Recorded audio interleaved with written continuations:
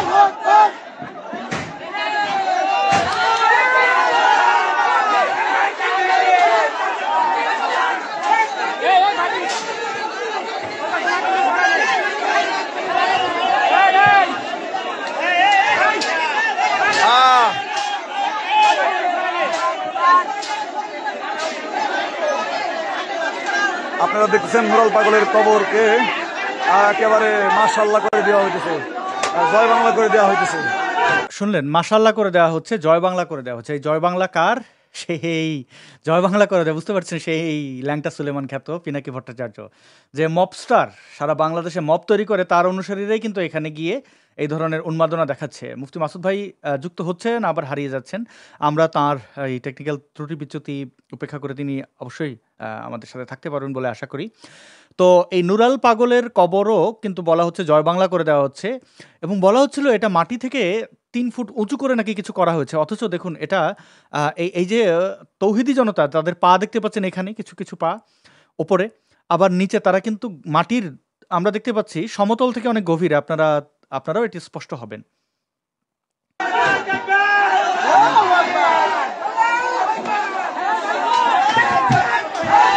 দেখুন,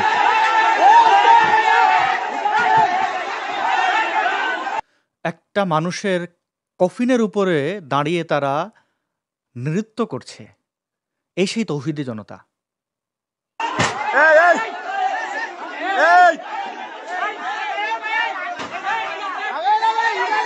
একজন দেখো আগে লাশটা আছে কিনা।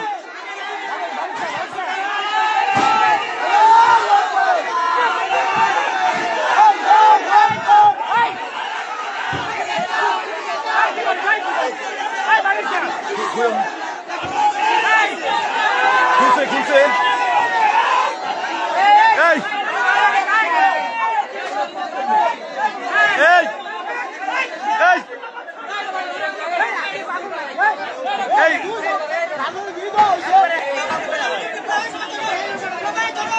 কফিন থেকে লাশটি পড়ে গেছে, কিন্তু এখন পর্যন্ত তারা কিন্তু নিশ্চিত নয় যে এটা নুরাল পাগলের লাশ। এবং আরও আশ্চর্যের বিষয়, এই যে তৌহিদি জনতারা এই কাজটি করছে, এই কাজের তারা বলছে তাদের ধর্মীয় বৈধতা আছে। এবং এই ঘটনাটি গতকাল বাংলাদেশের জুমার যে নামাজ, মুসলমানদের অন্যতম গুরুত্বপূর্ণ একটি দিন শুক্রবারে জুমার নামাজের পর এই কাজটি তারা করেছে এবং এর নেতৃত্বে ছিল জামাত ইসলামী, এর নেতৃত্বে ছিল বিএনপির কিছু স্থানীয় নেতা এবং অন্যান্য ইসলামিক দলগুলো।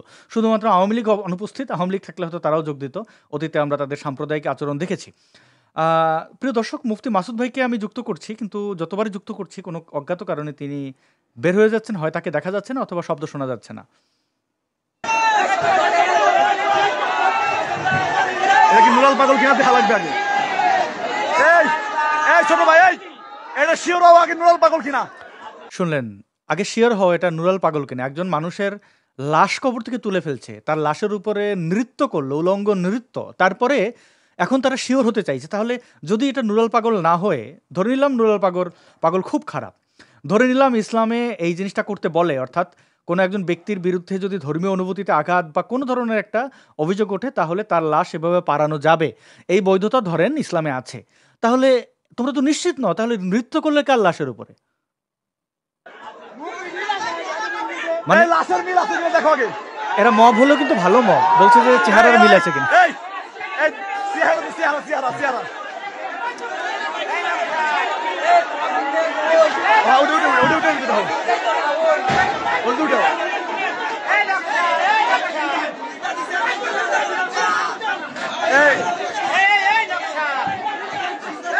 আগে দেখো, এই আগে লাশটা দেখো। এই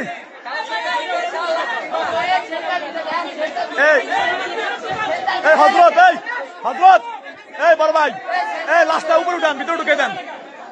এই লাশটা এখানে দেখতে পাচ্ছেন নুরানি চেহারার হজরতেরা আছেন। দেখতে পাচ্ছেন 3 জন হজরত দেখা যাচ্ছে, 4 জন হজরত, একজনের পাঞ্জাবি আছে, টুপি নেই, দাড়ি আছে, মাশাল্লাহ।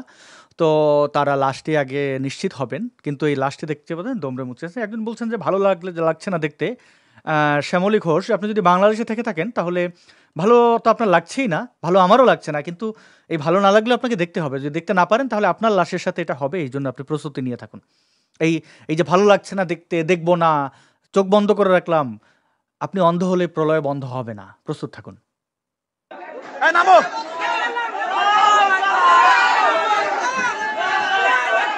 খুলো না, এই আগে দেখো।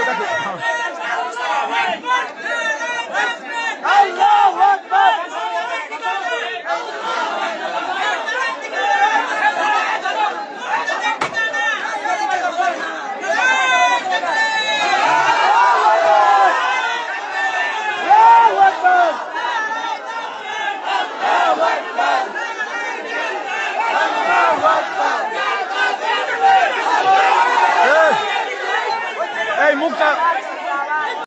মুফতি মাসুদ ভাই, আপনি নিশ্চয়ই দেখতে পাচ্ছেন এখানে সব ইসলামপন্থী লোকজন এখানে আছেন, এই লাশের সাথে যে বর্বরতা চালাচ্ছে।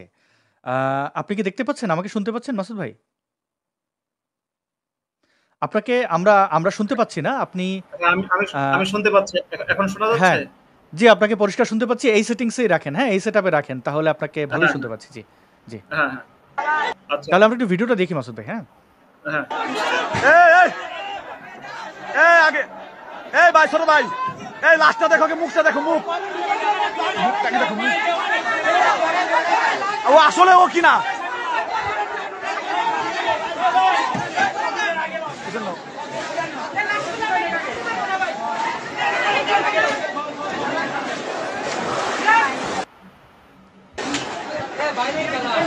কেউ না, উঠাও।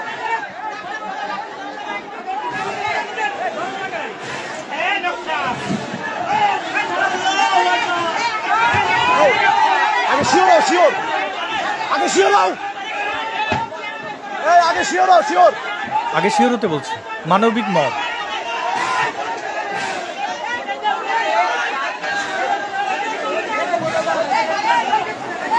উপর থেকে যিনি পিনাকির মুরিদ, যিনি আহ্বান জানাচ্ছেন, তার কথা কেউ আর শুনছে না এই মোল্লারা।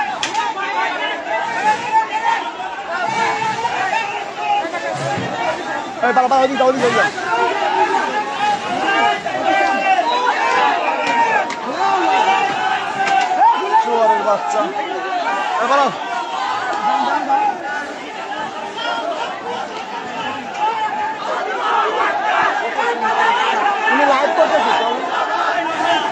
এই লাশটাকে শিওর হওয়ার দরকার ছিল যে পিনাকির মুরিদের আক্ষেপ যে লাশটা আগে শিওর হওয়া উচিত ছিল। আর দেখুন তারা বলছে মাটি থেকে উঁচুতে, অথচ আমরা দেখতে পাচ্ছি এখানে যারা দাঁড়িয়ে তারা মাটির গভীর থেকে একটা লাশ তুলে আনলো। এই ওটা ওটা ওটা এই কফিনটি অনেক নিচুতে দেখতে পাচ্ছেন আলহামদুলিল্লাহ এখানে গাছ, এই মাটি, অথচ ওই কফিন অনেক নিচে, মাটির নিচে। তারা বলছিল যে কফিন নাকি উঁচু, অবশ্যই মানে লাশটা নিয়ে লাশ যাওয়া হয়েছে মানে কবর নাকি উঁচু কবর। ওই পাশে দাঁড়ান, ওই পাশে দাঁড়ান।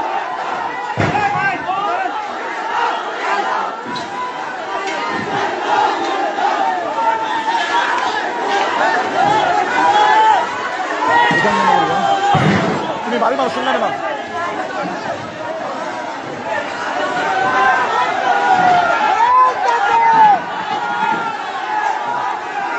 আমাদের কাছে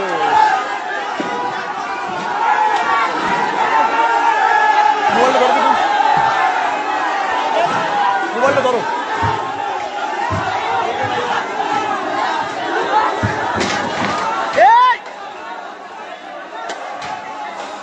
শত শত উন্মাদ এখানে আপনারা দেখতে পেলেন। প্রিয় দর্শক, আপনাদেরকে অনুরোধ করবো যে আপনারা একটু শেয়ার করেন যেন সবাই এটি দেখতে পায়। তো শত শত উন্মাদকে আপনারা দেখতে পেলেন, এই মব বাহিনীকে আপনারা দেখতে পেলেন, এবং দেখবেন তারা পরবর্তীতে কি করেছে। তারা এখান থেকে এই লাশটি তুলল স্লোগান দিতে দিতে, এবং সবই তৌহিদি জনতা, এই ইসলামপন্থী সন্ত্রাসী, এবং পরবর্তীতে তারা লাশটি একটি খোলা জায়গায় নিয়ে পুড়িয়ে দিল। এই ঘটনাটি গতকাল আপনারা জানেন যে গোয়ালন্দে ইমাম মাহাদি দাবিকারী নুরাল পাগলের মরদেহ অগ্নিসংযোগ ও সংঘর্ষে নিহত এক, আহত শতাধিক। ইমাম মাহাদি দাবি করেছে, এমন কনক্রিট প্রমাণ নেই, আর দাবি ধরেন করলো একজন লোক, সে তো পাগল। তো সেই পাগলের শুধু দেখুন তার লাশের উপরে তারা জুতোপেটা করেছে। সে লাশটি নিয়ে যাচ্ছে, সে লাশটি পোড়ানোর আগে তারা যে কি নৃশংসতা করেছে এগুলো আপনাদের দেখতে হবে। দেখুন একজন মৃত ব্যক্তিকে এইভাবে লাঠিপেটা করেছে, জুতোপেটা করেছে, এবং এই সেই তৌহিদি জনতারা তারা বীর দর্পে লাশটি নিয়ে গেল। কিন্তু ইউনুস গ্যাং বসে বসে বাঁশি বাজালো, তাদের কোনো দায়িত্ব নেই। ইউনুস অন্ধের দেশে আয়না বিক্রি করতে এসেছে আমাদেরকে বলা হয়। তো সেই আয়না বিক্রেতা সে মন দিয়ে আয়না বিক্রি করে যাচ্ছে, এবং এই তার যে অনুসারী তৌহিদি জনতা তারা এভাবেই একজন মৃত ব্যক্তির বেশ কিছুদিন পর তার লাশ তুলে এই তাণ্ডব চালালো। এবং দেখতে পাচ্ছেন বীর দর্পে জামাত ইসলামীর স্থানীয় নেতাকর্মীরা, বিএনপির কিছু উগ্রপন্থী, বিএনপি তো একটু উগ্রপন্থী দল, কারণ তারা মুক্তিযোদ্ধাদেরকে ওন করে না, তারা এই সন্ত্রাসীদেরকে ওন করে। তো তারা এই বীর দর্পে লাশটাকে নিয়ে গেল। এবং সর্বশেষ কি হলো, মানে এই নুরাল পাগলাকে যারা দেখেননি, এই হচ্ছে নুরাল পাগলার ছবি।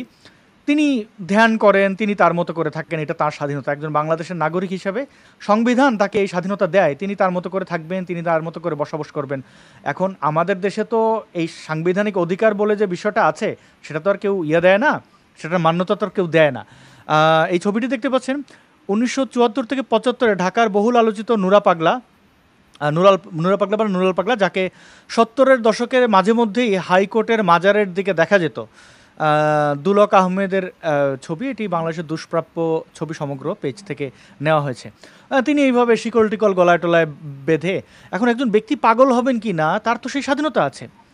এবং একজন মোল্লা ফতোয়া দিয়েছেন, MQM সাইফুল্লাহ মেহরুজ্জামান, তিনি বলছেন, তিনি কে, তিনি হচ্ছেন Islamic blah blah blah department of blah blah. তো তিনি বলছেন যে শরিয়া বিরোধী কবর ভেঙে দেওয়া জায়েজ, কিন্তু কবর থেকে লাশ তোলে বাংলাও জানে না, আচ্ছা তোলে পুড়িয়ে ফেলা জায়েজ নেই। তো এই একটা ফতোয়া আমরা পেলাম। আমরা আরেকটা জিনিস দেখলাম যে হাটহাজারিতে ধর্মীয় সন্ত্রাসীরা একজন ব্যক্তি, এই ব্যক্তির উপরে আক্রমণ চালিয়েছে। তিনি নাকি সুন্নি, তো এই সুন্নি ব্যক্তিটির উপরে হামলা চালিয়েছে এবং তারা মব করছে। সারা দেশে এই যে মবের রাজ্য চলছে, গাড়ি ভাঙচুর করা হচ্ছে। তো তিনি একজন মুসলমান, যার বিরুদ্ধে এই অভিযোগ, তিনি একজন মুসলমান, তিনি মিডল ফিঙ্গার দেখিয়েছেন হাটহাজারি মাদ্রাসাকে সম্ভবত। এটা কেন করেছেন এই হচ্ছে অভিযোগ, এবং তার করেছেন একজন ব্যক্তি। এখন একজন মাদ্রাসায় মিডল ফিঙ্গার দেখালে কি হয় আমি জানি না, তিনি এটা দিয়ে কী বুঝিয়েছেন, তিনি ওখানে বলৎকারের শিকার হয়েছিলেন কিনা এগুলো তো তদন্ত সাপেক্ষ। কিন্তু দেখুন গাড়ি ভাঙচুর করলো এই মব সন্ত্রাসীরা, রাতের আঁধারে এখনও তাণ্ডব চলছে, এটা আজকের ঘটনা। এই তাণ্ডব হাটাজারিতে চলছে এবং তৌহিদি জনতার নিয়ন্ত্রণে পুরো পুরো পুরো জায়গাটা, এবং তারা তাদের স্বাধীন মতো মব চালাচ্ছে। এটার মবের অঙ্গরাজ্যে পরিণত হয়েছে বাংলাদেশ, এবং এই মবের ক্ষেত্রে কেউ কথা বললে বলা হচ্ছে যে এটা ইন্ডিয়া করাচ্ছে। মনে হচ্ছে যে এই কি এক ইয়ে। এবং তিনি এই সন্ত্রাসীদের কাছে গ্রেপ্তার হওয়ার আগে একটা বক্তব্য দিয়েছেন, চলুন আমরা সেই বক্তব্যটি শুনি। না সরি, এটা নয়, আমি দেখাচ্ছি সেই ভিডিওটি, এবং আপনাদের কাছে অনুরোধ থাকবে যে আপনারা এটি ভালোভাবে ঠিকঠাক দেখতে পাচ্ছেন কিনা সেটি আমাদেরকে নিশ্চিত করবেন। তো মব সন্ত্রাসীদের জিম্মায় যাওয়ার আগে তিনি এটি জানিয়েছেন। জীবন আর করবো না এমন, বলতে সবাই আমাকে ক্ষমা করে দেবে। সালাম আলাইকুম। এই ব্যক্তির নাম কিছু একটা, তিনি একজন মুসলমান। তো তাকে ধরেছে তৌহিদি জনতারা, ধরে গ্রেপ্তারের আগে এই তাণ্ডব। তো এই হচ্ছে দেশের পরিস্থিতি, এবং দেশের যিনি প্রধান রয়েছেন আমি অন্ধের দেশে আয়না বেচি, আমি অন্ধের দেশে আয়না বেচি, কে কিনবি আয়না।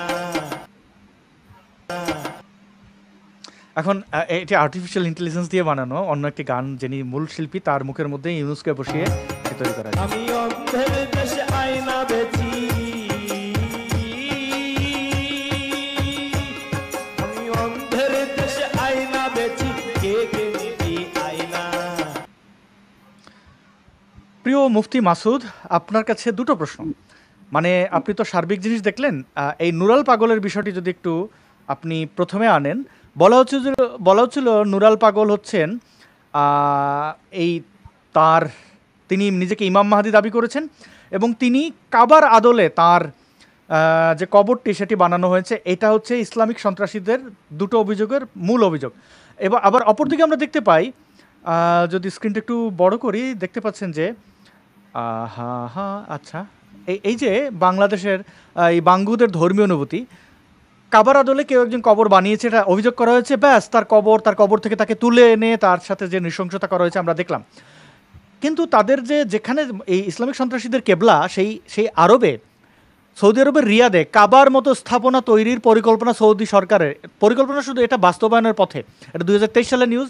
আজকে গিয়ে আপনারা দেখবেন, একটু সার্চ করবেন, এখানে লেখা আছে পবিত্র কাবার আদলে সৌদি আরবের রাজধানী রিয়াদে বড় ধরনের নতুন একটি স্থাপনা নির্মাণ করছে দেশটির সরকার। এতে বলা হয় এ দশকের শেষ দিকে মধ্যাঞ্চলীয় রিয়াদে এই স্থাপনাটি তৈরি করা হবে। ওই স্থাপনাটির নাম মুকাব। আপনারা মুকাব লিখে সার্চ করবেন, দেখবেন যে তারা ইতিমধ্যে এটা বানিয়ে ফেলেছে। এবং শুধু তো স্থাপনা না, মানে যে কাবার আদলে বিশাল স্থাপনা বানিয়েছে, সেখানে নাচ হবে, গান হবে, মদের বার থাকবে, তা তো নয়। এই দেখুন, কাবার আদলে তৈরি মঞ্চে চলছে খোলামেলা পোশাকে ফ্যাশন শো। এটা নিয়ে অনেক বিতর্ক হয়েছিল, এটা কাবার আদলে তৈরি করা। তো বাঙ্গু মোমেনদের তখন কি এই ধর্মীয় অনুভূতিতে আঘাত লাগে না? এই যে কাবার আদলে বানিয়ে এখানে নাচ হলো, এই যে কাবার আদলে, সেটা ঠিক আছে, অসুবিধা নেই। যেহেতু সৌদি আরব যেহেতু করেছে, ভালোই করেছে। বাংলাদেশে কোনো পাগল যদি নিজেকে ইমাম মাহাদি বলে, বা তার কবর যদি কেউ একটু কাবার সাথে কোনোভাবে মিলে যায়, আমরা তো দেখলাম না কোনো ছিটেফোঁটা, ওই কবরটা তো দেখলাম, এবং বলা হচ্ছিল সেটা উঁচু কবর, সেটা নিচু কবর। এই ধর্মীয় উন্মাদনার শেষ কোথায়? এটা কেন করে? মনস্তত্ত্ব কি ইসলাম এই ধরনের লাশ টাশ তুলে পুড়িয়ে ফেলার বৈধতা দেয় কিনা? মুফতি মাসুদ ভাই, আপনি যদি আমাদেরকে একটু বলতেন। হ্যাঁ, আপনি ভালো প্রশ্ন করেছেন। এক্ষেত্রে আমি যাব খারেজিদের বিষয়ে। খারেজি একটা সম্প্রদায় ছিল, আপনারা অনেকেই হয়তো জানেন যারা ইসলাম নিয়ে স্টাডি করেন। ইসলামের প্রথম যুগে, মানে তখন মোহাম্মদের জামাই, মোহাম্মদের চাচাতো ভাই প্লাস মোহাম্মদের জামাই, এক হিসেবে মোহাম্মদের শালাও হয়, কারণ তারই বোনের সাথে মোহাম্মদ মেরাজের রাতে যা করার করেছিলেন তারই বোন মেহানির সাথে। সেই হিসেবে পরকিয়াতুত শালা হতে পারে মোহাম্মদের। তার নাম হচ্ছে আলী ইবনে আবি তালেব। তো ইসলামের চতুর্থ খলিফা বলা হয় তাকে। শিয়ারা তাকে ইসলামের প্রথম এবং একমাত্র খলিফা মনে করে, সুন্নিরা তাকে চতুর্থ খলিফা বলে। তো এই আলীর সময়ে খারেজি নামে একটা দলের উৎপত্তি হয়েছিল। সেই দল অনেক বেশি মানে কঠোর ইসলামপন্থী ছিল, তারা ইসলামপন্থী ছিল। তারা জিহাদের ডাকি দিয়েছিল আলীর বিরুদ্ধে এবং মুয়াবিয়ার বিরুদ্ধে একই সাথে। এবং এই খারেজিদের একজনের হাতে আলী খুন হয়। কিন্তু আলী তার জীবদ্দশায় খারেজিদেরকে ধরে পুড়িয়ে মেরেছিলেন। তো সম্ভবত ইবনে আব্বাস ছিলেন একজন ব্যক্তি, ইবনে আব্বাসই আলীকে বলেছিলেন, মানে কোন একজন সাহাবী, এবং খুব সম্ভবত সেটা ইবনে আব্বাস আলীকে তখন বলেছিলেন যে আমি পুড়িয়ে মারাকে সমর্থন করছি না, কিন্তু খারেজিদেরকে হত্যা করা আমি সমর্থন করছি। কেননা মুহাম্মদের একটা হাদিস তখন ইবনে আব্বাস আলীকে শুনিয়েছিলেন যে লা ইউআযযিবু বিন-নারি ইল্লা রাব্বুন নার, যে আগুন দিয়ে শাস্তি কাউকে দিতে পারে একমাত্র আগুনের সৃষ্টিকর্তা যিনি তিনি, অর্থাৎ আল্লাহ ছাড়া কেউ আগুন দিয়ে কাউকে শাস্তি দিতে পারে না, এটা ঠিক না। তা আপনি একজন মুফতি সাহেবের ফতোয়া দিয়েছেন, এখানে দেখিয়েছিলেন কিছুক্ষণ আগে। সেই মুফতি সাহেব অমানুষ হতে পারে, তাকে আমি নিন্দা করতে পারি, কিন্তু সে মুফতি সাহেব ইসলামের যে ফতোয়াটা উল্লেখ করেছেন সেটা সঠিক। অর্থাৎ ইসলাম কবর ভেঙে দিতে বলে, কোনো উঁচু কবর এগুলোকে ইসলাম ভেঙে দিতে বলে। বিশেষ করে যদি কোনো জায়গায় শিরক কিংবা বেদাতের কোনো সম্ভাবনা থাকে, তাহলে ইসলাম কিন্তু সেটাকে ভেঙে দিতে বলে। কিন্তু আপনার ইসলাম হচ্ছে আগুন দিয়ে পুড়িয়ে দেওয়াকে সমর্থন করে না। সুতরাং ওই মুফতি সাহেব যেটা বলেছেন যে আগুন দিয়ে পোড়ানো ঠিক না, হ্যাঁ, কিন্তু এর কোনো শাস্তি হবে না। যেমন আলী যখন আগুন দিয়ে পুড়িয়ে মেরেছিলেন খারিজিদেরকে, সেক্ষেত্রে আলীর যারা নিন্দা করেছে, আলীর নিন্দা তেমন কেউ করেননি, কিন্তু বলেছেন যে এটা না করা উচিত। কিন্তু এর প্রেক্ষিতে আলীর বিরুদ্ধে কোনো এই অপরাধের কারণে যে মানুষকে পুড়িয়ে মারলেন, অনেকগুলো খারিজিকে জীবন্ত মানুষকে ধরে পুড়িয়ে মারলেন, সেজন্য আলীর বিরুদ্ধে কোনো ব্যবস্থা নেওয়া হয়নি, বা মুসলমানরা কেউই আলীর কোনো সুন্নি কিংবা শিয়া যারাই বলেন আলীর কেউ কোনো সমালোচনা করে না। সুতরাং ওই মুফতি সাহেবের ফতোয়া যেটা, সেটা ইসলামের ফতোয়া অনুযায়ী সঠিক। এবার আমি যাই, ওই যে ইমাম মাহদি নামের একটা গল্প আছে। ইমাম মাহদি হচ্ছে এমন, দেখবেন পৃথিবীতে যখনই যে কোনো ব্যক্তি ইমাম মাহদি বলে দাবি করেছে, মুসলমানরা তাকে হত্যা করেছে কিংবা তাকে হত্যার হুমকি দিয়েছে। আমি এর উদাহরণস্বরূপ বলি, এই যে গোলাম আহমদ নামে যে ব্যক্তিকে বলা হয়, যাকে মুসলমানরা কাদিয়ানি বলে, তাই না, ওই যে কাদিয়ানি সম্প্রদায় বা আহমদিয়া সম্প্রদায়, এই কাদিয়ানি বা আহমদিয়া সম্প্রদায়ের যিনি প্রধান ছিলেন গোলাম আহমদ, তিনি কিন্তু নিজেকে নবী দাবি করেননি, তিনি নিজেকে দাবি করেছেন ইমাম মাহদি। এবং সেই সময় ব্রিটিশ সরকার ক্ষমতায় থাকার কারণে, মানে ভারতবর্ষ ব্রিটিশ সরকারের অধীনে থাকার কারণে, তাকে মুসলমানরা, তৎকালীন সময়ের মুসলমানরা 1900 সালের প্রথম দিকে, সেই সময়কার ঘটনা, তৎকালীন সময়ের মুসলমানরা তাকে হত্যা করার চেষ্টা করেছে অনেকবার, কিন্তু কোনোভাবেই তাকে হত্যা করতে পারেনি। আইনের শাসন কিছুটা হলেও ছিল সেই জন্য। এবং এরপরে ওই ব্যক্তি মৃত্যুর পরে পাকিস্তানে এবং বাংলাদেশে, মানে বর্তমান বাংলাদেশে এবং পাকিস্তানে আহমদিয়াদের বিরুদ্ধে নৃশংস সব অপরাধ করেছে অন্য মুসলমানরা। অসংখ্য আহমদিয়া মুসলিমদেরকে হত্যা করেছে এবং তাদের বিরুদ্ধে গণহত্যা হয়েছে পাকিস্তানে। আমি কিন্তু এটাকে রীতিমতো গণহত্যা বলবো। এরকমই গণহত্যা বা তাদের বিরুদ্ধে হিংসার ডাক দেওয়ার কারণে জামায়াত ইসলামের যিনি প্রতিষ্ঠাতা সৈয়দ আবুল আলা মওদুদি, এই সৈয়দ আবুল আলা মওদুদি কিন্তু মানে তাকে অ্যারেস্ট করেছিল পাকিস্তানের সরকার, তৎকালীন পাকিস্তানের সরকার 1950 থেকে 60 সালের মধ্যেই, মানে তখন বাংলাদেশও পূর্ব পাকিস্তান ছিল। অ্যারেস্ট করে তার ফাঁসির রায় পর্যন্ত হয়েছে। আবুল আলা মওদুদির বিরুদ্ধে পাকিস্তানে মানে এত বড় সন্ত্রাস করেছিল এই অমানুষটা, জন্তু জানোয়ারটা, তার বিরুদ্ধে ফাঁসির রায় হয়েছিল পাকিস্তানের আদালতে। কিন্তু পরবর্তীতে ধর্মীয় বিভিন্ন কারণে তাকে আর কি ছেড়ে, তাকে তার ফাঁসিটা কার্যকর হয় না। তো এই হচ্ছে আহমদিয়া সম্প্রদায়ের কথা আমি বললাম। আর এই যে এবার উনি কি নিজেকে দাবি করেছিল ইমাম মাহদি, কাবাঘরে 1979 সালে কাবাঘর দখল করেছিল সৌদি আরবের একজন নাগরিক, সেই ব্যক্তি নিজেকে দাবি করেছিল ইমাম মাহদি, সৌদি সরকার তাকে হত্যা করেছে। তো যাই হোক, এরপর যে ব্যক্তি যখনই কেউ ইমাম মাহদি দাবি করেছে, সে তাকেই মুসলমানরা যদি ভাবে হত্যা করে, তাহলে আমি বিশ্বাস করি, আমি না, সবাই আমার সাথে একমত হবেন, আগামী 1000 বছরও পৃথিবীতে ইমাম মাহদি আসবে না। কারণ ওটা হচ্ছে এমন একটা জিনিস যেটা আপনাদের শুধু কল্পনা, ইমাম মাহদি আসবে।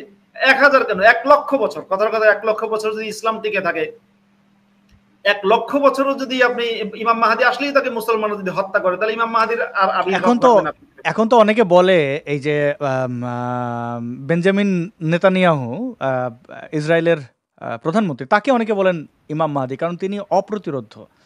মানে আচ্ছা, এখানে কমেন্ট করছেন অনেকে ওই শায়েকের ওইখানেই আর কি, ওই মুফতির ওইখানে, যে ওমর ফারুক তিনি সিরাজগঞ্জের এবং তিনি মাদ্রাসার শিক্ষার্থী, এটা বোঝা যাচ্ছে। আচ্ছা, তিনি বলছেন পুড়িয়ে না দিলে আবারও হয়তো শিরক চলতো, তবে পুরানো ঠিক হয়েছে, ইসলামে হারাম কিনা জানি না, পুরানো ঠিক হয়েছে। অনেকেই বলছেন না পোড়ালে এখানে শিরক হতো, তাদের ভাষায় আর কি।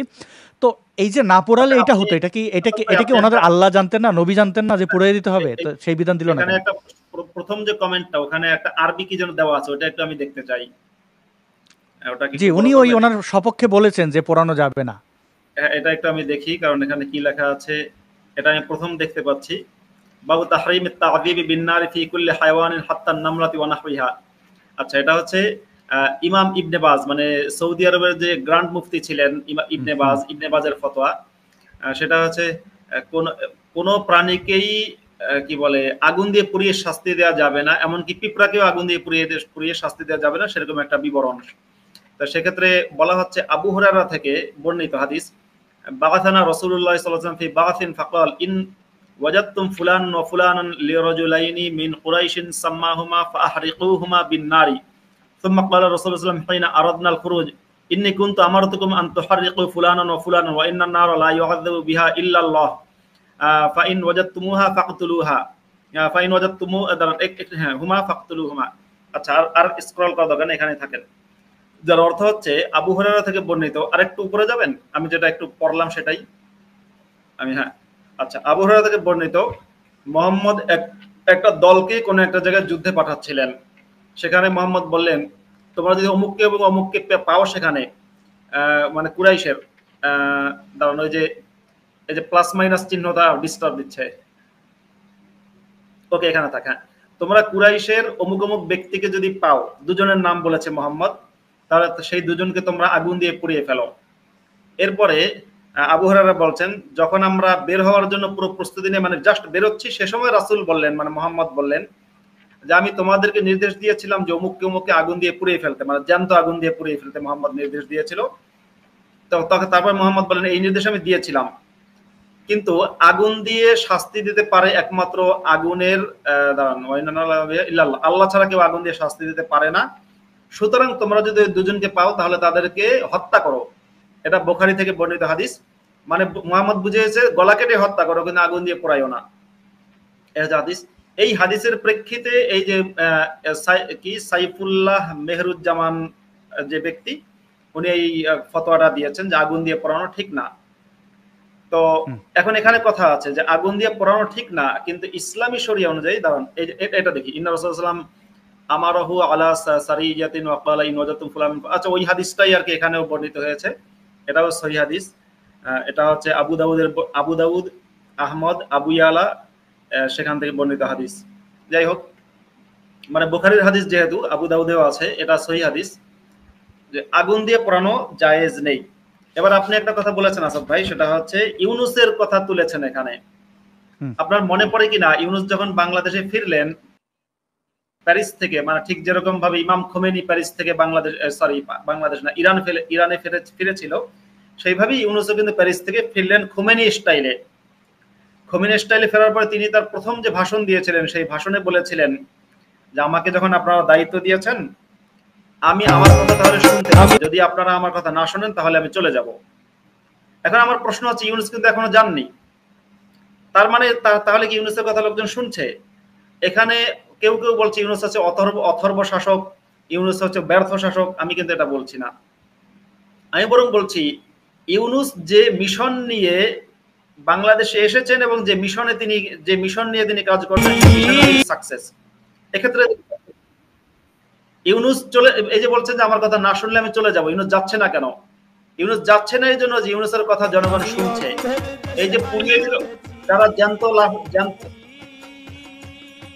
যারা লাশকে পুড়িয়ে ফেলেছে, আমি মনে করি তারা ইউনুসের কথা শুনছে। যারা সারা দেশ জুড়ে মব কায়েম করছে, তারা ইউনুসের কথা শুনছে। যারা সংখ্যালঘুদেরকে হত্যা করছে, তারা ইউনুসের কথা শুনছে। যারা রেপ করছে, তারা ইউনুসের কথা শুনছে। এমনকি মাদ্রাসার যে হুজুর রাতের বেলা তার ছাত্রের সাথে তাহাজ্জুদের নামাজ আদায় করে, সে ইউনুসের কথা শুনছে। তো সারা দেশে এখন যা কিছু ঘটছে, ইউনুসের কথা সবাই শুনছে, তাই এগুলো ঘটছে।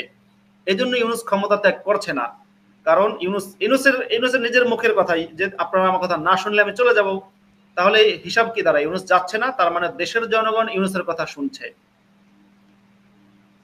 জি, মুফতি মাসুদ ভাই একদমই ঠিক। তো এই ধারাবাহিকতা চলতে থাকলে প্রশ্ন, ইসলাম অনুযায়ী তো বুঝলাম যে যাই করো, হত্যা টত্যা করো, কিন্তু পোড়ায় মাইরো না, তাও তারা মারলো। এখন তারা আল্লাহর চেয়ে বোধহয় বড় হয়ে গেছে। অবশ্য আল্লাহর চেয়ে বড় পাল্লা, এটা আমরা জানি। আর যেহেতু জামাত ইসলামের নেতৃত্বে এটা হয়েছে, নিশ্চয়ই ভালোই হয়েছে। আর ওদিকে আছেন হযরত পিনাকি সাল্লাল্লাহু আলাইহি সাল্লাম, ফ্রান্স থেকে তিনি যে বার্তা দেন, ওই জয় বাংলা করে দিচ্ছে, যার যে মনে হচ্ছে। কালকে কে নিরাপদ থাকবেন, এটা একটা বড় প্রশ্ন। এখানে যে ধর্মের মানুষই দেখেন না কেন, আপনার লাশ নিরাপদ তো? আজকে যদি একটা মুসলমান মারা যায় আমাদের দেশে, সেই মুসলমান এমনকি সে যদি গোলাম আজমের মতো যুদ্ধাপরাধীও হয়, তারও জানাজা হয়েছে এবং সেই জানাজায় শত শত বা হাজারো মানুষ গেছে। মোহাম্মদ হচ্ছে সেই দুর্ভাগা নবী যে নবীর জানাজাও নসিব হয়নি, জামাতবদ্ধ জানাজাও নসিব হয়নি। কিন্তু মানে মোহাম্মদের সাহাবীরা ক্ষমতা নিয়ে এত কারাকারিতে ব্যস্ত ছিল যে তারা নবীর জানাজা পর্যন্ত জামাতবদ্ধভাবে পড়তে পারেনি। সেই হিসেবে এক হিসেবে বলা যায় মোহাম্মদের জানাজা হয়নি। বলা কেউ কেউ দাবি করে যে পার্সোনালি মানে এক একজন সাহাবী গিয়ে জানাজা পড়েছেন, কিন্তু জামাতবদ্ধ জানাজা হয়নি একটা। দ্বিতীয়ত, মুসলমানরা কি তাদের নবীর 14 গোষ্ঠীকে ধ্বংস করেনি? আব্দুল্লাহ বিন জুবাইরকে হত্যা করেছে মোহাম্মদের আত্মীয়, হত্যা করেছে মুসলমানরা। হাসানকে হত্যা করেছে মোহাম্মদের নাতি, হাসানকে হত্যা করেছে মুসলমানরা। হোসাইন এবং তার বংশধরকে হত্যা করেছে মুসলমানরা। মুসলিম ইবনে আকিল, মোহাম্মদের জামাই, মোহাম্মদের চাচাতো ভাই আলীর ভাই, অর্থাৎ মোহাম্মদের চাচাতো ভাই মুসলিম ইবনে আকিলকে হত্যা করেছে মুসলমানরা। এই সমস্ত খুনিদের নাম কি আপনি শুনবেন? আলীকে হত্যা করেছে আব্দুর রহমান ইবনে মুলজিম। তারপরে হোসাইনকে হত্যা করেছে শিমার একজন মুসলিম। হোসাইনকে হত্যার নির্দেশ দেওয়া হয়েছে ওবাইদুল্লাহ ইবনে জিয়াদ, একজন মুসলিম। এজিদ হচ্ছে সাহাবীর ছেলে, মুসলিম। তা সুতরাং যে মুসলমানরা তাদের নবীর 14 গোষ্ঠীকে ধ্বংস করে দেয়, যে মুসলমানরা তাদের নবীর একমাত্র জীবিত মেয়ে, বাকি মেয়েরা মুহাম্মদের জীবদ্দশায় মারা গেছে, একমাত্র জীবিত মেয়ে যে মুহাম্মদের পরেও জীবিত ছিল, মুহাম্মদের মৃত্যুর মাত্র 6 মাসের মাথায় সেই মেয়ে প্রেগন্যান্ট ছিল, ও ফাতেমা, যেটা মুসলমানরা জানে না, গর্ভবতী ছিল। ওমরের পাঠানো দাস, সেই দাস গিয়ে ফাতেমার পেটে লাথি দেয়, মিসকারেজ হয়, ও ফাতেমার রক্তপাতে মৃত্যু হয়। যে মুসলমানরা তাদের নবীর আদরের টুকরা, কলিজার টুকরা একমাত্র মেয়েকে হত্যা করেছে, সেই মুসলমানরা তাদের দেশে যারা ধর্ম নিয়েছে তাদেরকে ছাড়বে? এটা কোনোভাবে বিশ্বাসযোগ্য না। মুসলমানরা যদি সুযোগ পায়, এই ফ্রাস্ট্রেশন থেকেই বোধহয় মাসুদ ভাই, যে এই ফ্রাস্ট্রেশন থেকেই বোধহয় এরা এগুলো করে। হ্যাঁ, মুসলমানরা সুযোগ পেলে তাদের হুজুরদের পাছার মধ্যে বাঁশ ঢুকাবে, আমি বিশ্বাস করি। এর নাম মুসলমান। এবং হ্যাঁ, এই যে একটু আগে ফাহিম নামক লোকটা, চিনি না, ট্যাগ দিয়ে দিল একটা। মানে ভাই, পৃথিবীতে যতদিন বাঁচবো, মরার এক পর্যন্ত কেউ বলে দিতে পারবে না যে এই লোকরে আমি টাকা দিছিলাম, এই কোনো প্রমাণ দিতে পারবে না যে এই লোকরে আমি টাকা দিছিলাম বলে আমার পক্ষে কথা বলছে। কেন ভাই? টাকা হইলে তো ইসলাম প্রচার করলে, এই যে কন্টেন্ট যারা ক্রিয়েট করে, এরা তো দেখি অনেকগুলোই কোয়ালিটির দিকে চিন্তা করলে এরা নির্বোধ। এদের চেয়ে আরও বেশি এই যে পিনাকি কি বা বান্দরামি করে, এর চেয়ে অনেক বান্দরামি করা যাবে, কিন্তু বান্দরামি কেন করবে? সে আবার একটা কমেন্ট করেছিল যে ইউনুস তো নাস্তিক, তাহলে আপনারা তার বিপক্ষে কেন? এইটা নাস্তিকতা কোনো ধর্ম না, মাথায় রাখবেন, এটা একটা ফাউন্ডেশন। এইখান থেকে একটা মানুষ, সে ধর্মে বিশ্বাস করে না, সে খারাপ হইতে পারে, কিন্তু একটা খারাপ লোককে সমর্থন দেবো কিনা, এটা হচ্ছে মনুষ্যত্ব। সে নাস্তিক বলে তারে, মানে আমরা তো বুঝি যে পিনাকি কি করতে যাইতেছে, মুসলমানদের পাছায় আইক্যলা বাস, সেই যে বর্ণ ব্রাহ্মণদের যে হিংসা মুসলমানদের উপরে, সেটা সে চরিতার্থ করছে। কিন্তু তারে তো বাহাবা দেবো কেন? আমি তো চাই না মুসলমানরা নির্যাতিত হোক। কারণ একটু আগে একজন লিখছেন যে আসাদ ভাই, আমি একজন মুসলমান, কিন্তু আপনাদের আলোচনা ভালো লাগে। আরে ভাই, এই লোকটা জানে আমি মুসলমান না, সে আমার সাথে বিরোধিতা করছে না কারণ তার ভালো লাগছে কোনো একটা কারণে, এই যে স্বীকৃতি। এখন এই নিরীহ মুসলমানটা কেন বিপদে পড়বে? বাংলাদেশে আমি বিশ্বাস করি বেশিরভাগ মুসলমান তারা আসলে নিরপরাধ, তারা এই সহিংসতা চায় না। কিন্তু এই যে আপনাদের মতো কিছু মডারেট বদমাশ আর মাঠের যে বদমাশগুলা, হ্যাঁ, এই বলাৎকার বাহিনী, তারা গিয়ে যে অরাজকতা করছে, এই অরাজকতা থামানোর জন্যই আমরা কথা বলি। আমাদের এখানে কোনো স্বার্থ নাই। আমাদের এখানে কাউরে নিয়ে ট্রল কইরা কোনো ইয়ে নাই। এই যে মুখ দিয়া বিভিন্ন শব্দ উচ্চারণ করি, অনেক সময় বাধ্য হয়ে এখানে অনেক জ্যেষ্ঠ মানুষজন দেখেন, ভিন্ন ধর্মের মানুষজনও দেখেন, তো তারা অনেক সময় আমাদেরকে ভাবেন যে ছেলেটা তো ভালোই বলে কিন্তু মাঝে মাঝে গালাগালি করে। এগুলো চলে আসে আপনাদের মতো বদমাশদের দেখলে। এসে একটা কমেন্ট করে দিলেন যে আওয়ামী লীগের পক্ষে যাইতেছে। আরে ভাই, আমি মুক্তিযুদ্ধের দালাল, কারণ আমার ইতিহাস, আমার বাস্তবতা আমাকে শিখাইছে তারা কিভাবে স্যাক্রিফাইস করছে। প্রত্যেকটা শিরদাঁড়া সম্পন্ন সৎ ব্যক্তির উচিত মুক্তিযোদ্ধাদের অবদানকে স্বীকার করে তাদের প্রতি কৃতজ্ঞ থাকা। তারা যে স্যাক্রিফাইস করেছেন, বাংলাদেশে মুক্তিযুদ্ধ কি ছিল, ওই সময়ের আকাশ বাতাস কি বলেছিল, পুরো উপত্যকা মুক্তিযোদ্ধাদের পক্ষে ছিল। এবং সেই স্বাধীনতা, সেই 26শে মার্চ থেকে শুরু করে আপনি দেখেন প্রত্যেকটা ঘটনা কিভাবে মানুষকে মানে মানুষের মধ্যে আঘাত দিয়েছিল, মানুষ অস্তিত্ব, এবং সেটা 16ই ডিসেম্বর সেই বিজয়, এগুলো মাটি পর্যন্ত সাক্ষী দিয়েছে। আমরা যখন এখনো পড়ি, সেই সময়কার ভিডিও দেখি, শরীরের লোম দাঁড়িয়ে যায়। আমি তো অবাগা ওই সময় জন্মাই নাই। আমি মুক্তিযুদ্ধের সময়ে যদি আমার বয়স মানে বোঝার মতো বয়স থাকতো, আমি মুক্তিযুদ্ধে অংশগ্রহণ করতাম। তো যেই অস্তিত্বের উপর আজকে বাংলাদেশ দাঁড়িয়ে, আমি তো অকৃতজ্ঞ হতে পারি না। মুক্তিযুদ্ধের পক্ষে কথা বলি, আওয়ামী লীগের পক্ষে গেলে আমি কি করব? আমার তো এখন আওয়ামী লীগকে বাদ দিয়ে আওয়ামী লীগের বঙ্গবন্ধু শেখ মুজিবুর রহমানের নেতৃত্বে মুক্তিযুদ্ধ হয়েছে। তো এখন তাকে তো আমার স্বীকার করতে হবে। তার ভুল ত্রুটি কি ছিল এটা তো তোমরা আমাদের বুঝতে দাও নাই, মডারেটররা। তোমরাই তো তাকে মানে তার উপরে সপরিবারে হত্যা করেছো, সপরিবারে হত্যা করেছো। কত বড় কাওয়ার্ড তোমরা! তোমরা এসে আবার আমাদেরকে রাজনীতি শেখাও, তাই না? তো মুফতি মাসুদ ভাই, এরা চেষ্টা করে ডাইভার্ট করার, আচ্ছা যাই হোক, তারা সেটা সফলভাবে করুক। আমরা আচ্ছা, আপনি এই জি একজন একটা কমেন্ট দেখেছিলাম, ওই কমেন্টের প্রেক্ষিতে আমার এটা মনে হলো, আপনাকে একটা ছবিও পাঠিয়েছি। জি আমি প্রথম কথা হচ্ছে বিজেপির পক্ষের কোনো লোক না আমি। আমি বিজেপির বিরুদ্ধে পক্ষে এটা আমার মানে রাজনৈতিক কোনো অবস্থান আমি এখনো পর্যন্ত গ্রহণ করিনি। হ্যাঁ, রাজনৈতিক একটা অবস্থান হচ্ছে যে আমি সন্ত্রাস মুক্ত পৃথিবী চাই, ইসলামিক সন্ত্রাস বা যে কোনো ধর্মীয় সন্ত্রাস মুক্ত পৃথিবী চাই, এটা ঠিক। কিন্তু একটা সিনেমা মুক্তি পেয়েছে রিসেন্টলি, ওটা নিয়ে কি কথা বলবো? বলতেই পারেন, আমি একটু দেখাই। একটু এখানে আমার একটু মন্তব্য শুনে রাখেন মাসুদ ভাই। এই বিজেপি বলেন, তৃণমূল বলেন, আর বাংলাদেশের জামাত ইসলাম বলেন, এরা সবকটা হচ্ছে এক একজন বাইনচোত। এর প্রমাণ দেখেন, বাহাউদ্দিন বাহার কুমিল্লা গণহত্যা চালাইলো হিন্দুদের উপরে, পুরো বাংলাদেশের হিন্দুদের 2021 সালের ধর্মীয় অনুষ্ঠান বন্ধ করে দিল। এই বাহারকে শেল্টার দিয়েছে বিজেপি। বাহারের মেয়ে সূচনা, সে কিন্তু এই বিজেপি সরকারের এই এই এই সেন্ট্রালের পৃষ্ঠপোষকতা, সে কিন্তু এখন মালয়েশিয়াতে আছে। ভাবতে পারেন? আমি তো তুললাম, কোথায় পশ্চিমবাংলার কোন হিন্দু এটার প্রতিবাদ করেছেন? আপনারা মিছিল করেছেন? আপনারা সরকারকে কোনো এরকম কোনো চিঠি দিয়েছেন? দেননি তো। তো বাহার তো এখন দিব্যি ঘুরে বেড়াচ্ছে। হাসান মাহমুদের ভাই এরশাদ মাহমুদ আপনাদের দেশে বসে আছে। বিজেপি কি করেছে? এরা এরা ওই জামাত ইসলামের মতো একটা বদমাইশ দল। আমার এদের বুঝতে অসুবিধা নেই। এবং ভারত সরকারের গোয়েন্দারা এই যে তারা কি করছে, শেখ হাসিনাকে যে বাংলাদেশের ইসলামপন্থীরা বলে দিল্লির দাসী, তো দিল্লির দাসী তো প্রমাণ করে দিচ্ছে। তারা তো এই সন্ত্রাসীদের জায়গা দিচ্ছে তাদের দেশে। প্রমাণ সাপেক্ষে দেখিয়ে দেওয়ার পরেও তারা কিন্তু এদেরকে অ্যারেস্ট করে নাই, কারণ তারা এই সন্ত্রাসীদের পক্ষে। এটা তো প্রমাণ করলো। আমি এখন একজন অ্যাক্টিভিস্ট হিসেবে কি করতে পারি? আমি রাইটস নিয়ে কথা বলি, বাংলাদেশের হিন্দুদের উপরে নির্যাতন করা হয়েছে। এখন ইন্ডিয়া যদি বাংলাদেশের হিন্দুদের নিয়ে বিন্দু পরিমাণে তাদের ভাবনা থাকতো, এই পারের হিন্দুদের নির্যাতনের পরে ওই পারের হিন্দুদের মধ্যে যদি বিন্দু পরিমাণ কষ্ট হয়ে থাকতো, তাহলে বাহার সে এখন জেলের বাইরে থাকতো না। এখন বলবেন বাংলাদেশের সমস্যায় কেন বাহার ইন্ডিয়া অ্যারেস্ট হবে? আর ইন্ডিয়া তো সে অবৈধ, ইন্ডিয়ায় অবৈধ। ভারত এই মুফতি মাসুদকে দেখান তো একটা প্রমাণ যে তাকে আশ্রয় দেওয়ার জন্য কিছু একটা করেছে, তাকে পাসপোর্ট দিয়েছে বা তাকে কোনো কিছু করেনি তো। আমি তো ভারতে জেল কেটেছি অবৈধ অনুপ্রবেশের জন্য। আচ্ছা, আমি সন্ত্রাসী ভারতের কাছে, আমি ভারতের কাছে অবৈধ, আর বাহার বৈধ, কারণ সে বহু হিন্দুকে হত্যা করেছে। তো মাসুদ ভাই, এটা হচ্ছে যে আমার দুঃখ কষ্ট। আমার খুব একটা ইচ্ছে ছিল যে ভারতের ব্যাপারে আমার খুব একটা উদার নীতি ছিল, কিন্তু আমি খুব মর্মাহত। আমি জীবনে মানে মুক্তিযুদ্ধে তাদের অবদানের কারণে ভারতের প্রতি কৃতজ্ঞ, ওইটা ঠিক আছে, কিন্তু আমি ভারতকে বিশ্বাস করি না, এবং আমি ভারতে নিজেকেও নিরাপদ মনে করি না। আমি বোধহয় কোনোদিন যাবো না ভারতে। মানে এইটা একটা সন্ত্রাসীকে জায়গা দিয়ে দিল, একটা দুইটা না, অসংখ্য সন্ত্রাসী ভারতের সরাসরি মদতে তারা ওই দেশে আশ্রয় প্রশ্রয় আছে, রাষ্ট্রীয় শেল্টারে আছে।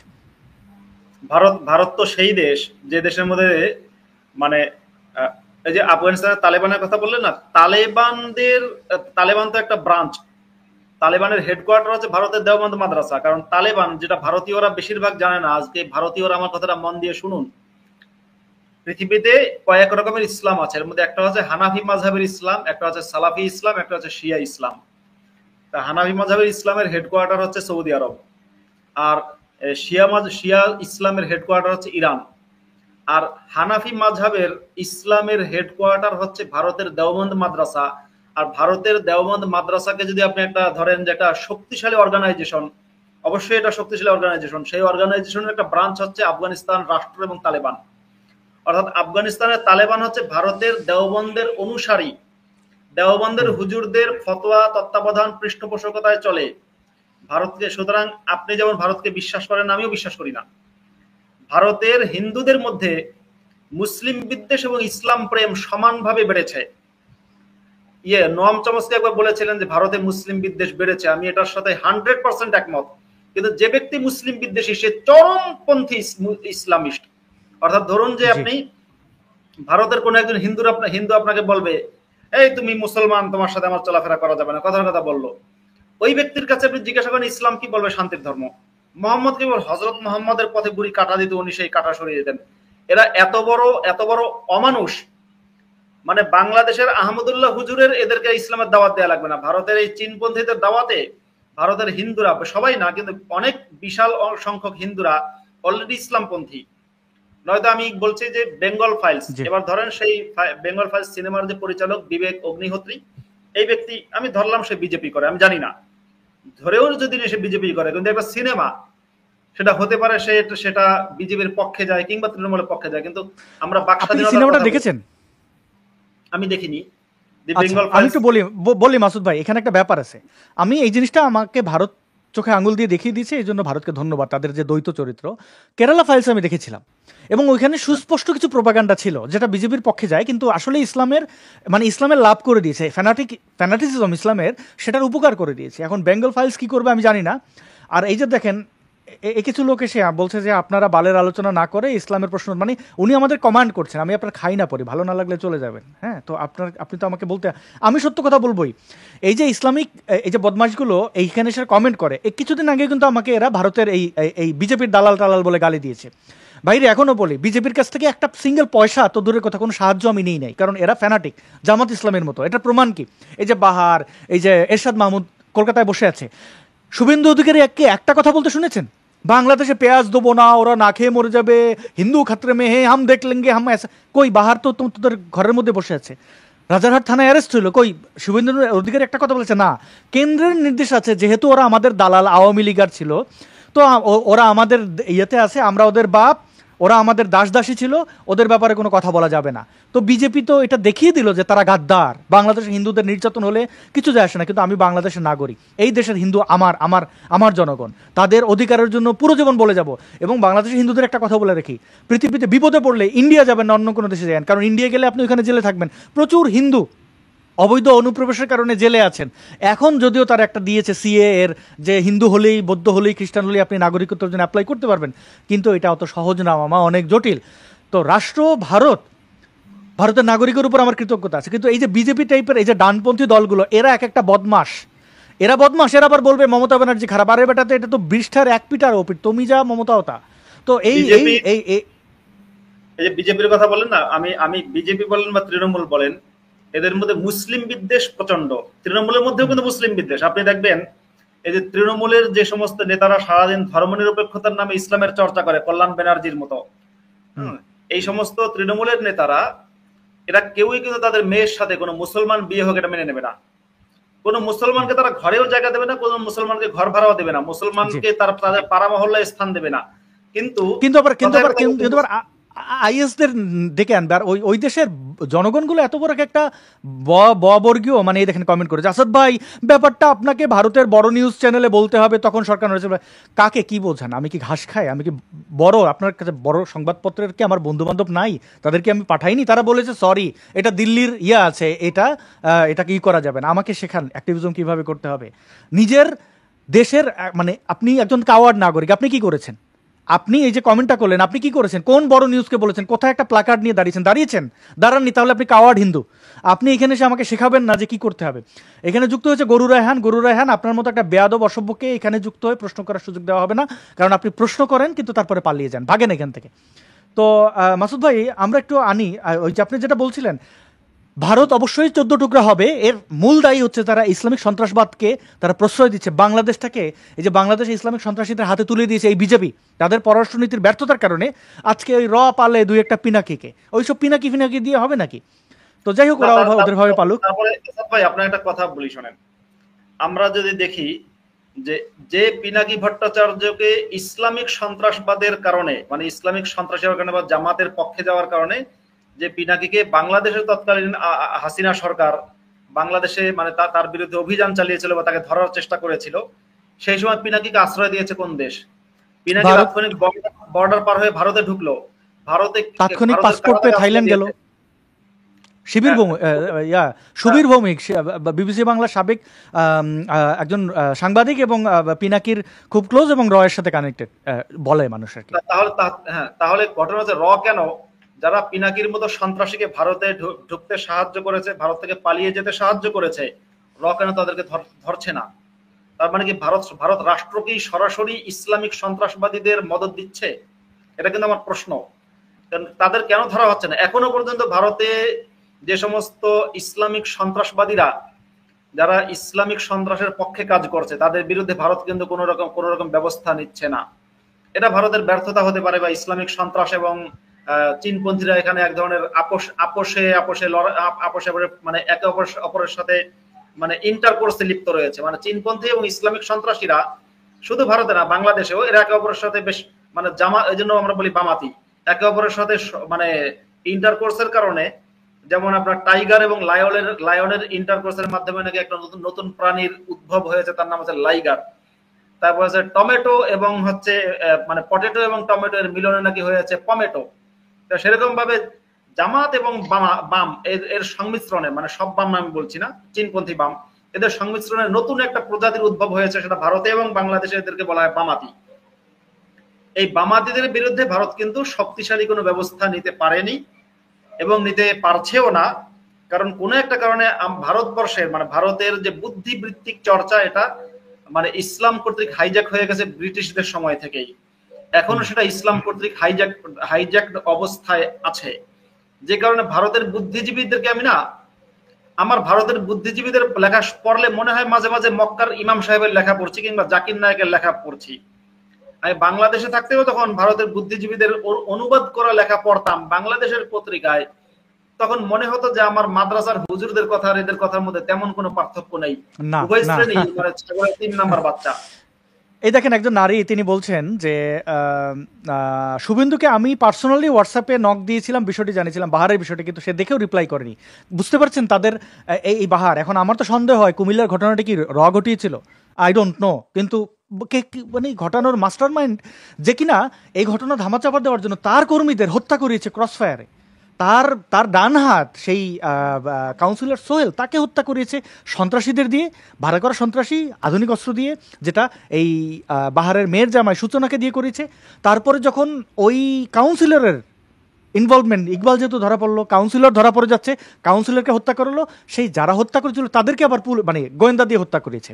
এত বড় একটা ঘটনা ধামাচাপা দেওয়ার তো ভারতের অবস্থান আমার বোঝার শেষ। তো প্রিয় বন্ধুগণ, যারা এইসব কথা, উচিত কথায় আপনারা বেজার হন, তো আমার কিছু করার নেই, কারণ উচিত কথা বলাটাই, এই উচিত কথা বলে দেশ ছাড়া হয়েছি। উচিত কথা বলার কারণে আমার দেশের এই ইসলামিক সন্ত্রাসীরা আমাদেরকে অপছন্দ করে, কিন্তু আমাদের উদ্দেশ্যটা বুঝতে হবে। আমার উদ্দেশ্য ভারতের সাথে বিদ্বেষ দেখিয়ে কিছু ভিউ, এই লাইক কমেন্ট, এগুলো বাংলাদেশে খুব চলে, আর এটা আমার উদ্দেশ্য নয়। আমি বাংলাদেশের অস্তিত্বে যেমন বিশ্বাস করি, ভারতের অস্তিত্বে বিশ্বাস করি। এক দেশ আরেক দেশের সাথে ওতপ্রোতভাবে জড়িত, এক বর্ডারের নিরাপত্তা আরেক দেশের উপরে নির্ভর করে। সুতরাং আমি আমার প্রতিবেশীকে খোঁচাবো না, আমি আমার প্রতিবেশীকে অশান্ত করার জন্য আমার ভূমি ব্যবহার করতে দেবো না। ঠিক তেমনিভাবে আমার প্রতিবেশীর কাছ থেকে একই আমি এটা ন্যায্যতার ভিত্তিতে এটা আমি দাবি করি। আমার দেশে অরাজকতা হবে আর সেই অরাজকদের প্রতিবেশী আশ্রয় দেবে, আর তাকে আমি বলবো বন্ধু তুমি কত ভালো, এই শোনো, এই কাজ আমি করবো না। এবং যারা এখানে এসে ট্যাগ দাও, আজকে ভারতের এজেন্ট, কালকে অমুকের এজেন্ট, কালকে তমুকের এজেন্ট, এগুলো এই নির্বোধগুলোদেরকে আসলে এখন এন্টারটেইন করছি, কারণ তারা এসে এখানে ছাগলের পালের মতো এসে বিরক্ত করে, কিন্তু তাদেরকে এন্টারটেইন করা হবে না। এবং আমাদের শোটি মাসুদ ভাই, আর আমরা তো কিন্তু শেষের দিকেই চলে এসেছি। অনেকে যুক্ত হতে পারছেন না, কেন পারছেন না আমি জানি না। আরেকটা ভিডিও বা লাইভ কি একটা প্রোগ্রাম? জি, আমার আরেকটা লাইভ আছে বাংলাদেশ সময় রাত 11টায়। আমি ওই 11টা বাজার 5 মিনিট আগে শেষ করে দেবো মাসুদ, দেখি 1-2 জনকে যুক্ত করা যায় কিনা। অনেকে যুক্ত হচ্ছেন, স্ক্রিন এনেছিলাম। আয়রন আছেন সিরিয়ালে। আয়রন, আপনি কি শুনতে পাচ্ছেন? হ্যালো, হ্যাঁ আমি শুনতে পাচ্ছি। আপনারা শুনতে পাচ্ছেন আমার কথা? হ্যাঁ, পাচ্ছি। হ্যাঁ, ধন্যবাদ আমাকে সংযুক্ত করার জন্য। তো আমি ভারত থেকেই বলছিলাম। তো আপনাদের এই প্রোগ্রাম আমি অনেকক্ষণ ধরে শুনছিলাম। তো আমি সরাসরি প্রশ্নে চলে আসছি। তো আপনারা হয়তো জানেন অলরেডি যে the Bengal files already release হয়েছে, কিন্তু পশ্চিমবঙ্গে এটা রিলিজ করতে দেননি চায়না ব্যানার্জি। তো তো চায়না ব্যানার্জির বক্তব্য হচ্ছে এতে আর কি হিন্দু মুসলিম দাঙ্গা হতে পারে। তো আপনি কি মনে করেন যে একটা ফিল্ম, সেটা নিছক ফিল্ম, আমরা আগেও জেনেছি দ্য কাশ্মীর ফাইলস রিলিজ হয়েছিল, দ্য কেরালা স্টোরি রিলিজ হয়েছিল, তো সেগুলো আর কি একই ধরনের প্যাটার্ন ফলো করেছে, তো কোথাও কিন্তু দাঙ্গা সেরকম ভাবে হয়নি। তো একটা ফিল্ম কি দাঙ্গা সৃষ্টি করতে পারে? মানে একটা ফিল্ম দিয়ে তো কখনো সমাজ পরিবর্তন করা যায় না, তো দাঙ্গা দেখুন, কি করে তৈরি হবে? মানে না না মানে নতুন করে তো আর কিছু। মুসলিম হ্যাঁ, বিদ্বেষী বলুন। হ্যাঁ, মুসলিম বিদ্বেষী চায়না ব্যানার্জি মুসলিমদেরকে ইসলামের কারাগারে বন্দী করে রাখবেই। মুসলিম বিদ্বেষী চায়না ব্যানার্জি ভারতের মুসলিমদেরকে বা পশ্চিমবঙ্গের মুসলিমদেরকে জঙ্গি বানিয়ে রাখতে চায়, মাদ্রাসার হুজুরদেরকে জঙ্গি বানিয়ে রাখতে চায়, ইসলাম থেকে কেউ বেরোতে চাইলে তার বিরুদ্ধে ক্র্যাকডাউন শুরু করে। এগুলো বহু বহু ঘটনা ঘটেছে, কোনো এক সময় এগুলো সবই আপনার নিউজে আসবে, এখনই আসবে না, হয়তো সময় মতো আসবে। যদি কোনোদিন চায়না ব্যানার্জি মানে ক্ষমতা থেকে সরে তখন এগুলো আসবে। তা মুসলিম বিদ্বেষী চায়না ব্যানার্জি হচ্ছে মুসলিমদেরকে ইসলামের কারাগারে বন্দী করে রাখার অংশ হিসেবে অনেক অনেক আকাম করছে। তারই অংশ হচ্ছে বেঙ্গল ফাইলস সিনেমাটা মুক্তি না দেয়া। এখন আমি মনে করি শুধু বেঙ্গল ফাইলস না, ধরুন ইসলামের পক্ষে একটা সিনেমাও যদি হয়, আমি মনে করি সেটাকেও মুক্তি দেওয়া উচিত। আমি যেহেতু বাক স্বাধীনতার পক্ষে, ধরুন যে চায়না ব্যানার্জি দলের কল্যাণ ব্যানার্জি একটা সিনেমা বানাবে, সেই সিনেমাতে দেখাবে যে ইসলাম হচ্ছে অতীব শান্তির ধর্ম। সেই সিনেমাতে ধরেন কথার কথা মানে মোহাম্মদকে দেখাবে মোহাম্মদের পথে বুড়ি কাটা দিত, সেই বুড়ি অসুস্থ হয়ে গেলে এরকম জাল হাদিস নিয়ে ঘটনা বানিয়ে যা মন চায় তাই করুক। কল্যাণ ব্যানার্জি প্রযোজিত সিনেমা, পরক ভাদুরী অভিনীত সিনেমা মুক্তি দিক, আমার সমস্যা নাই। কিন্তু আপনার স্বাধীন মানে একটা ধর্মনিরপেক্ষ দেশে চায়না ব্যানার্জি মানে অনেকগুলো অপরাধ করেছে, দুটো অপরাধ রিসেন্টলি করেছে। একটা হচ্ছে বেঙ্গল ফাইলস সিনেমাটা মুক্তি না দেয়া, আর দ্বিতীয়টা হচ্ছে জাভেদ আখতারের নাম আপনারা সবাই নিশ্চয়ই জানেন। যা কলকাতার একটা অনুষ্ঠানে, উর্দু একাডেমির একটা অনুষ্ঠানে, সেখানে আমন্ত্রিত ছিলেন জাভেদ আখতার।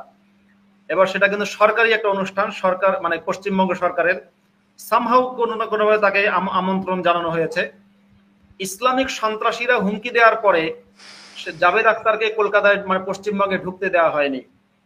এবার ধরুন তসলিমা নাসরিনকে চায়না ব্যানার্জি কলকাতায় ঢুকতে দিচ্ছে না, তো তসলিমা নাসরিন বাংলাদেশের নাগরিক, প্লাস তিনি ভারতে বসবাস করছেন দীর্ঘদিন, এটা অবশ্যই অন্যায়, এটা অবশ্যই অন্যায়। কিন্তু এর পাশাপাশি আরেকটা অন্যায় চায়না ব্যানার্জি রিসেন্টলি করেছেন, সেটা হচ্ছে জাভেদ আখতারের মধ্যে একজন ভারতীয় নাগরিক, যিনি একেবারে মানে যার 14 পুরুষ পেছনে গেলেও তার রক্ত ভারতীয়, এবং ভারতের একজন স্বনামধন্য কবি, একজন স্বনামধন্য ব্যক্তি, যার সাথে আপনার ফিল্ম ইন্ডাস্ট্রির বিশাল যোগাযোগ আছে। সে লিরিকিস্ট এবং মানে স্টোরি লেখেন তিনি। সে জাভেদ আখতারকে ঢুকতে দিল না। এর মাধ্যমে চায়না ব্যানার্জি একটা মেসেজ কিন্তু ভারতবাসীকে দিয়ে দিয়েছে। সে মেসেজ হচ্ছে যে তিনি ইসলামিক সন্ত্রাসীদের পক্ষে এবং মুসলিমদের বিপক্ষে। তিনি মুসলিম বিদ্বেষী কিন্তু ইসলাম প্রেমী। আমি এখন যে কথাটা বলি, এই যে চিনাকি ভট্টাচার্য, যাকে পিনাকি ভট্টাচার্য বলে, অনেকে বলে ল্যাংটা সুলেমান কিন্তু পুরো দেখবেন ন্যারেটিভ বদল করে দিয়েছে। যেমন কাউকে হত্যা করাকে সে বলে জয় বাংলা করা, মানুষের জয় বাংলা, আমাদের মুক্তিযুদ্ধের যে জয় বাংলা স্লোগান, এটাকে সে এতটাই ঘৃণা করে যে কোনো বলে যে বাড়ি ভেঙে দিলে বলে জয় বাংলা করা হয়েছে, হত্যা করলে বলে জয় বাংলা করা হয়েছে, এবং বলে জয় বাংলা করে দাও। জয় বাংলা করার মিনিং হচ্ছে খুন করো, ধর্ষণ করো, অগ্নিসংযোগ করো। বুঝতে হবে, পিনাকি ভট্টাচার্য বা ল্যাংটা সুলেমান যখন বলে জয় বাংলা করো, তখন এর মিনিং হচ্ছে খুন করো, ধর্ষণ করো এবং অগ্নিসংযোগ করো। ঠিক সেরকম ভাবে আমরা চায়না ব্যানার্জিকে দেখছি, তিনি ন্যারেটিভ বদলে দিয়েছেন, মুসলিম বিদ্বেষ তৈরি করেছেন, ইসলাম প্রেম তৈরি করেছেন। এবার আমাদের দায়িত্ব, আমরা যারা এক্স মুসলিম আছি, আচ্ছা, আমাদের দায়িত্ব একটু আমি শেষ করি, আমাদের দায়িত্ব হচ্ছে সঠিক ন্যারেটিভ দাঁড় করানো। আমাদের দায়িত্ব হচ্ছে এই কথা বলা, তুমি মুসলিম বিদ্বেষী মানে তুমি ইসলাম প্রেমী, আর তুমি ইসলাম প্রেমী মানে তুমি মুসলিম বিদ্বেষী। আমাদের বলতে হবে যে তুমি মুসলিমদের ভালোবাসো, হিন্দু মুসলিম সবাইকে ভালোবাসো, কিন্তু ইসলামকে ঘৃণা করো, ইসলামকে ঘৃণা করতেই হবে। হ্যাঁ বলুন। অনেক ধন্যবাদ মাসুদ ভাই। আয়রন, আমরা একদম শেষের হ্যাঁ, দিকে, আমাদের হাতে আর 2 মিনিট সময় আছে, আপনি যদি আচ্ছা একটা মানে এই এর সঙ্গেই একটা অনুরূপ একটা আমি প্রশ্ন করতে চাই, কারণ আপনি ওই জয় বাংলা স্লোগানের কথা বললেন না, তো এই জয় বাংলা স্লোগান কিন্তু চায়না ব্যানার্জির পার্টি কিন্তু নিয়েছে, এবং যেখানে সেখানে তারা জয় বাংলা এই স্লোগানটা দিয়ে থাকে, আপনার কি মনে হয় যে এদের একটা সুদূর প্রসারী একটা পরিকল্পনা থাকতে পারে, যে কোথাও একটা পশ্চিমবঙ্গকে তারা মনে করছে যে একটা বিচ্ছিন্নতাবাদী শক্তির দিকে নিয়ে যাচ্ছে? অনেক ধন্যবাদ। হ্যাঁ, বিচ্ছিন্ন অনেক করতে ধন্যবাদ, অনেক চাইছে। ধন্যবাদ, অনেক ধন্যবাদ আয়রন। আচ্ছা, আপনি এটা মনে করেন কিনা জয় বাংলা স্লোগান কেন নিয়েছে? এটা মনে হয় যে তাদের পলিটিক্যাল কাজ। এটা জঙ্গিবাদীর সাথে তো জয় বাংলা স্লোগানের কোনো সম্পর্ক নেই। মাসুদ ভাই কি এখানে এক দুই লাইন কিছু যুক্ত করবেন? না, আমি অবশ্য জয় বাংলা স্লোগান, চায়না ব্যানার্জি জয় বাংলা স্লোগান যে নিয়েছে এটার উদ্দেশ্য কিন্তু অন্য। সেটা হচ্ছে চায়না ব্যানার্জি ওই হিন্দির বিরুদ্ধে বাংলাকে দাঁড় করিয়ে বোঝাতে চায় যে আমরা বাংলার পক্ষে আর হিন্দির বিরুদ্ধে, কিন্তু উর্দুর পক্ষে। কিন্তু চায়না ব্যানার্জি উর্দুর পক্ষে, বাংলার পক্ষে, এই জন্য ওইটাকে আর কি জয় বাংলাকে হিন্দির বিরুদ্ধে একটা হিসেবে দাঁড় করাতে ওকে। চায়, কিন্তু আসলে চায়না ব্যানার্জি জয় বাংলার অবশ্য বিপক্ষে। একটা দেশের চায়না ব্যানার্জি কিন্তু জয় জি বাংলা। মাসুদ ভাই, এই পলিটিশিয়ানরা এই বদমাশিগুলো করতে পারে কারণ বাংলাদেশ, পশ্চিম বাংলার এই পলিটিশিয়ানরা, ইনফ্যাক্ট বিজেপির মতো একটা দলকে যারা ক্ষমতায় রাখে, মানে এরা সবাই নির্বোধ জনগণ। নির্বোধ না হইলে পরে এদের মতো এরকম ভণ্ড অসভ্যদের তারা ক্ষমতায় বসায় কি করে? এটা তো একটা বিষয়। অবশ্যই দায় আমারও, আমিও নির্বোধ।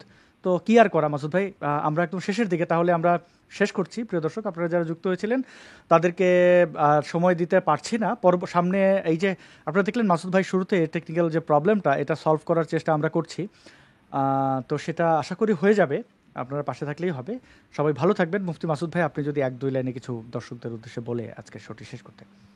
হ্যাঁ, আপনার ব্যস্ততা রয়েছে নিশ্চয়ই, আমি শুধু খুব সংক্ষেপে শেষ করে দিচ্ছি।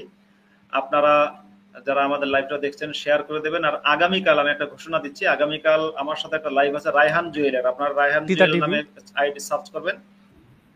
হ্যাঁ, তিতা টিভির সেই বিখ্যাত রায়হান জুয়েল। সেখানে আমি কথা বলবো হচ্ছে এই ওহাবি ইসলাম কি সত্যিকার অর্থে আমরা যে বলে ওহাবি ইসলাম খুব ভয়ঙ্কর, আসলে কি ওহাবি ইসলাম সবচেয়ে ভয়ঙ্কর? এটা নিয়ে আমি একটু বিশ্লেষণাত্মক কথা বলবো, আপনারা শুনবেন। আমার ফেসবুক টাইমলাইনে গেলেই সময়, কখন কোন সময় কোথায় হবে সব জানতে পারবেন। তা ভালো থাকবেন, সবার জন্য শুভকামনা। জি, বিদায় অনেক নিচ্ছি। ধন্যবাদ মুফতি মাসুদ ভাই। এবং দর্শকদের বলে রাখি যে মুফতি মাসুদ ভাইয়ের ফেসবুক এবং ইউটিউব নিয়ে আপনার থাকতে পারে। এখানে কিন্তু ফেসবুক এবং ইউটিউবের লিঙ্ক মুফতি মাসুদ ভাইয়ের দেওয়া আছে। আপনারা ইউটিউব থেকে মুফতি মাসুদ ভাইয়ের ওটা দেখে নিতে পারেন এবং সাথে থাকবেন। অনেক অনেক ধন্যবাদ আপনাদেরকে। বাংলাদেশ এবং ভারতের নাগরিক